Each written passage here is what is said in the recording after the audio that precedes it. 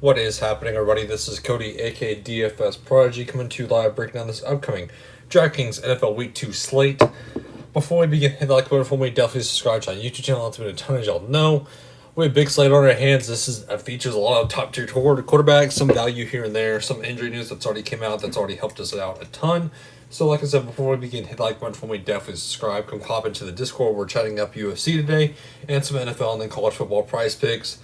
The presenting sponsor of the show is going to be Prize Picks. So it's basically daily fantasy simplified, where you take the over or the under in passing yards for a quarterback, receiving yards for a receiver. You have fantasy score. You have everything you can possibly think of. You even have punters if you think they're going to hit over 5 or 4 putts in a game. So it's definitely awesome to kind of get a different feel of the DraftKings of FanDuel. But that's a presenting sponsor of the show. Y'all are here for NFL. Let's break this down position by position. So at quarterback, Kyler Murray up top is the most expensive quarterback. It's well-deserved. We saw the upside that he brought to the table with the rushing, but when you go down and get Dak Prescott at 6'8" for a much cheaper price tag that has rushing ability, I definitely like that way more. So I don't mind Kyler Murray. I think that ownership will be on Dak Prescott and Justin Herbert because everybody's going to want to stack this game with Dak Prescott and Justin Herbert. In my opinion, I think you can go elsewhere. If you want to go in cash, you go with one of these quarterbacks. Justin Herbert should carve up this Cowboys defense. I see how he can easily do it. I get it when the cheap option that Keenan Allen is a receiver, he has options. He should be able to do what he wants to this defense. But I don't mind Tom Brady. Don't forget about Tom Brady here, who we saw him carve up the Dallas Cowboys defense. I think he can definitely do that against the Falcons, who their defense wasn't too well either. So I'm kind of fading Josh Allen again. I want to see more out of him. Russell Wilson, he's just kind of the odd man out for me up top. Jalen Hurts, I don't mind Jalen Hurts against the San Fran defense. I think he can run all over him also. Matthew Stafford, he can sling the ball against the Colts. I don't mind him. Kirk Cousins, Ryan Tannehill, and Jameis Winston. I don't really know what to do with these three guys. I'm kind of fading them, I think. If you want to get to some Jameis Winston, I think you can, but it's not really one of my favorites. Big Ben is 5'9". Versus Las Vegas, we saw Lamar Jackson kind of have some issues. I don't really want Big Ben here. If you want to look at possibly Tua, but he is facing the Bills, which I don't really like that matchup for him. Teddy B is kind of the man down here that I want as a value play at 5'4". I get it. I know Jerry Jeudy's out, but he still has Courtland Sutton, and he still has Tim Patrick and KJ Hamler, who him and Hamler have worked on many routes during this preseason. So I don't mind Teddy B here, 5'4". And then Sam Darnold at 5'2". He proved it to me. He proved it earlier against the Jets defense. I think he can do it against the Saints at 5'2". But that's kind of where I'm looking at for quarterback. I'm not really going anywhere lower, obviously.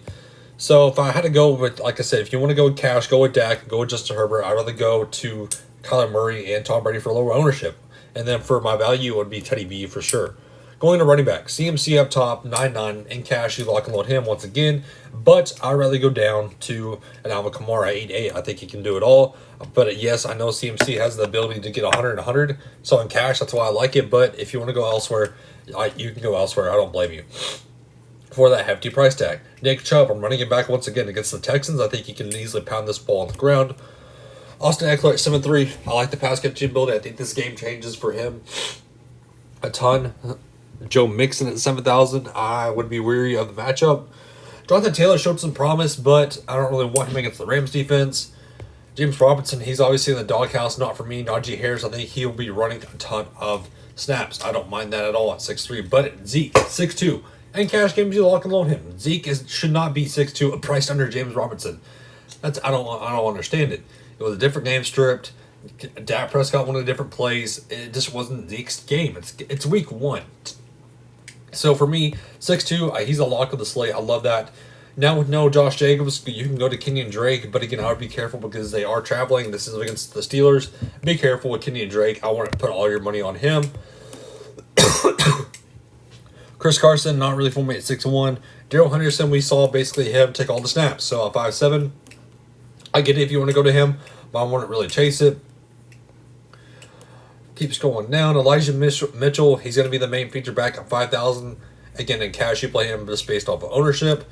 I do like Ronald Jones at 4A. I think nobody's going to want to play him, but he is going to get the fair share of the snaps. I think you can bounce back with him as a GPP low ownership pivot, but don't forget about Chase Edmonds here at 4'9", who was a lead back over James Conner.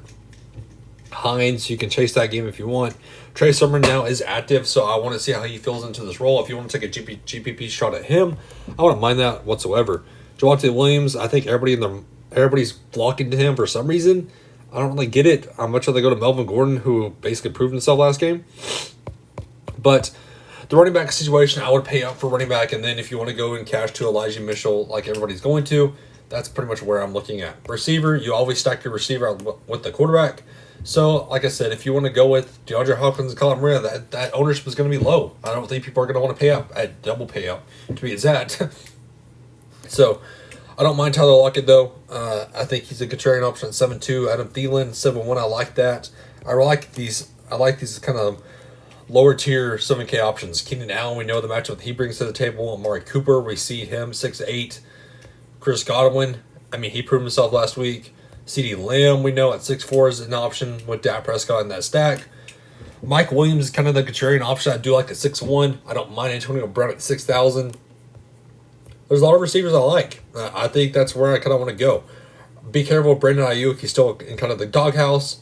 Corey Davis, I don't mind him in this matchup. I know the matchup is kind of scary, but he did prove himself last week. Courtland Sutton, big boost up from 5-2. I like that a ton. I can't even say why I don't like it. I mean, Courtland Sutton, he's an elite threat. He's a cheap price tag. There's no Jerry Jeudy. So now it's Courtland Sutton time.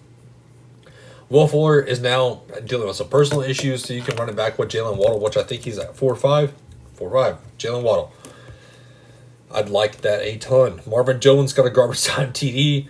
I'd like him at 4-7. No T.Y. Hilton, no Michael Pittman Jr. possibly. It's going to be Zach Pascal time at 4-4.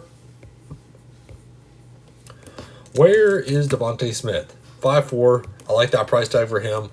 It did go up, yes, but I definitely do like KJ Hamler at 3-8. That's my value play for sure. Going to tight end. Darren Waller, priced over George Kittle now. It's amazing. It's definitely amazing. I do like Darren Waller. You can get me some shares of him. If you want to look at Kyle Pitts, you can run it back with him at 5-2. In that Tampa Bay game, if you want to go with Brady Godwin and running back with Kyle Pitts, I wouldn't blame you. Be careful with Rob Gronkowski. That's definitely was an outlier game. I would not pay 4-7 for him. Noah Fant at 4-2. The targets will go up, but I want to go to my dead man Tyler Higbee, who Matthew Stafford kept looking for him. I like Tyler Higbee at 4-1. Jared Cook at value at 3-9. I definitely do like that. That's kind of where I'm looking at for tight ends. Defenses. It's kind of hard to go over defenses, but we will do it. So Rams with all the receivers out, I can see the path that you want to get to at 4-5. Patriots, if you want to go against the Jets, maybe pressure Zach Wilson. The Broncos will pressure Trevor Lawrence, who didn't look too great, and James Robinson. The Buccaneers, if you want to, but I wouldn't recommend playing Kyle Pitts and the Buccaneers defense, obviously. I think I'm going to pay up for the defense. I think I want either the Patriots, Broncos, or Tampa. I don't really want any of these lower teams. The Steelers, maybe, but I'm not really getting anywhere else. Seahawks, if they can pressure them like Chandler Jones did. So, but again, guys, thank you all for tuning in. I hope everybody has a good and safe rest of the day. Definitely come hop in the Discord where I'm posting more notes. I'll post my article later today. So that kind of wraps up this slate for us, guys. Again, thank you all for tuning in. Have a great and safe rest of your day.